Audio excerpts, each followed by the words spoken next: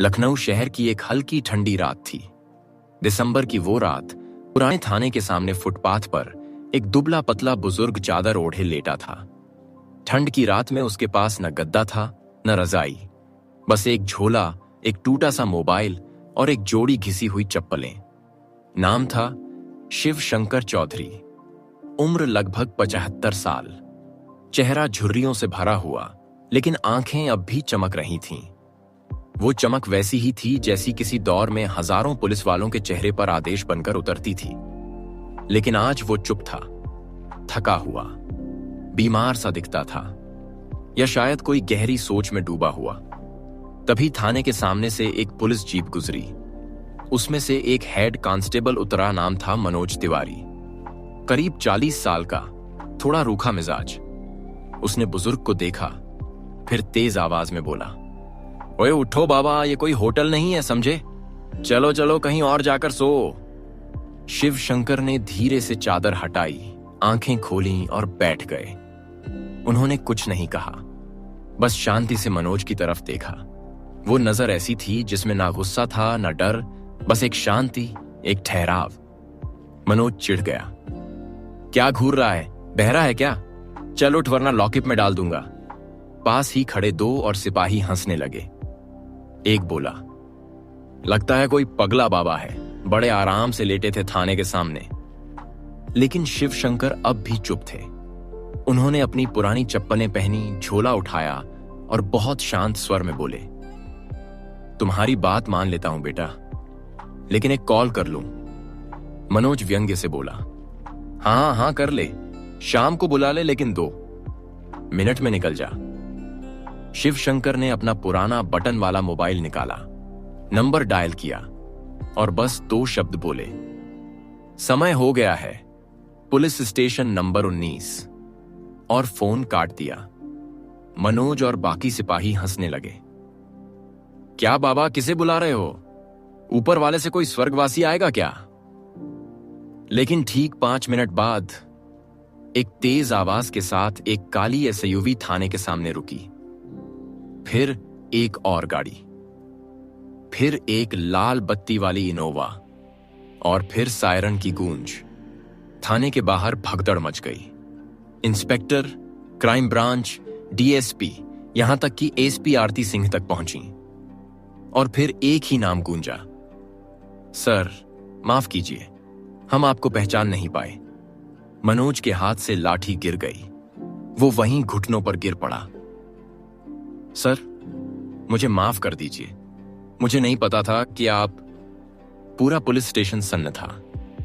जिस बुजुर्ग को सबने कुछ मिनट पहले एक बेसहारा भिखारी समझा था, वो निकला। पूर्व डीजीपी बिहार पुलिस शिव शंकर चौधरी। वो नाम जिसे सुनकर अपराधी दशकों तक थरथराया करते थे। एक ऐसा अफसर जिसने अपने कार्यकाल में ना जाने कितने एनकाउंटर किए, भ्रष्ट तंत्र को साफ किया और लाखों पुलिस वालों की प्रेरणा बने। लेकिन आज वो एक झोले और फटी चप्पलों में सामने खड़ा था, और उसके सामने झुके थे वही लोग जो कुछ देर पहले उसे भगाने पर तुले थे। डीएसपी राजीव कुमार सामने आए और बोले, सर हम आपको पहचान नहीं पाए, इतनी सादगी में यह हमारी भूल थी। शिव शंकर ने उसकी आंखों में गहराई से देखा और बहुत शांत स्वर में बोले, यही तो मैं देखना चाहता था। एसपी आरती सिंह ने सिर झुकाकर पूछा, सर क्या हम जान सकते हैं आपने ऐसा क्यों किया? शिव शंकर मुस्कुराए। वो मुस्कान गुस्से की नहीं थी, सिर्फ एक प्रश्न की थी, एक कड़वे सच की। क्या हमने इंसान को इंसान समझना छोड़ दिया है? पटना पुलिस ट्रेनिंग अकादमी में उस दिन के बाद से एक नई परंपरा शुरू हुई थी।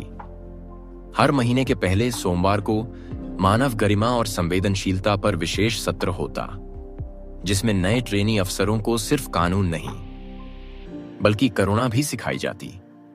और उस बदलाव की नींव रखी थी एक बुजुर्ग, जिन्होंने न कोई भाषण दिया था, न कोई डांट फटकार, बस अपनी चुप्पी से वो कर दिखाया जो सैकड़ों सेमिनार नहीं कर पाए। शिव शंकर चौधरी अब कोई अफसर नहीं थे, न ही किसी पोस्ट पर थे, लेकिन फिर भी उनके कहे एक एक शब्द को पुलिस महकमे में मंत्र की तरह सुना और समझा जाने लगा। पटना से लेकर लखनऊ, इलाहाबाद से बनारस तक हर जिले में उनके अनुभवों की कहानियां अब पुलिस ट्रेनिंग की पाठ्य पुस्तक का हिस्सा बन चुकी थीं। लेकिन कहानी यहीं खत्म नहीं होती। एक सुबह लखनऊ के उसी पुलिस स्टेशन में जहां शिव शंकर चौधरी का अपमान हुआ था, एसपी आरती सिंह अपने केबिन में बैठी थीं। तभी एक सिपाही भागता हुआ आया। मैडम, बाहर एक अजीब आदमी बैठा है। कहता है कि किसी केस की रपट लिखवानी है, लेकिन नाम नहीं बता रहा। कपड़े गंदे हैं, शायद पागल है। आरती सिंह ने उसकी बात ध्यान से सुनी और फिर कहा, क्या वो कह रहा है कि रपट जरूरी है? जी मैडम, वो बार बार कह रहा है मेरी रिपोर्ट सुन लो, बस इतना चाहता हूं। आरती सिंह उठी, अपनी कुर्सी से बाहर निकली और उस आदमी के पास पहुंची। बुजुर्ग अधपके बालों वाला था, कमजोर, लेकिन आंखों में डर नहीं था बल्कि उम्मीद थी। बाबा, आप बताइए क्या हुआ? वो कांपती आवाज में बोला, मेरी बेटी लापता है। मैं कई थानों में गया, सबने भगाया, कोई सुनने को तैयार नहीं। तुम सुन लोगी क्या?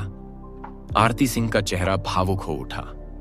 उन्होंने तुरंत उसे अंदर बुलाया, चाय मंगाई और खुद रिपोर्ट लिखवाने लगी। वो रिपोर्ट कोई आम रिपोर्ट नहीं थी।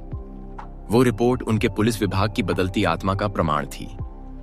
अब हर सिपाही जानता था, हर व्यक्ति पहले इंसान होता है, फिर केस नंबर। इसी बीच एक दिन मनोज तिवारी, वो हेड कांस्टेबल जिसने शिव शंकर को धिक्कारा था, अब एक नई भूमिका में था, पुलिस मानव सम्मान सेल का प्रमुख। उसका काम था हर शिकायत को पहले एक इंसानी नजरिए से देखना। वो अब अपने नए बैच के जवानों को सिखाता, अगर तुम्हें वर्दी पर गर्व है तो उसे अपने व्यवहार से साबित करो। कहानी ने एक और मोड़ लिया। कई महीने बाद शिव शंकर चौधरी अचानक फिर से लखनऊ आए। इस बार वो फुटपाथ पर नहीं, बल्कि एक आम आदमी की तरह थाने के बाहर खड़े थे। ड्यूटी पर एक नया कांस्टेबल था, नाम रवि यादव। उसने बुजुर्ग को देखा, पहचानने की कोशिश नहीं की, लेकिन झुका और बोला, बाबा ठंड है, अंदर आ जाओ, मैं चाय मंगवाता हूं। शिव शंकर मुस्कुरा दिए, बोले, बेटा तुमने पहचानने की कोशिश नहीं की, पर इंसान समझा। यही मेरी सबसे बड़ी जीत है। रवि चौंका, सर आप वही है ना?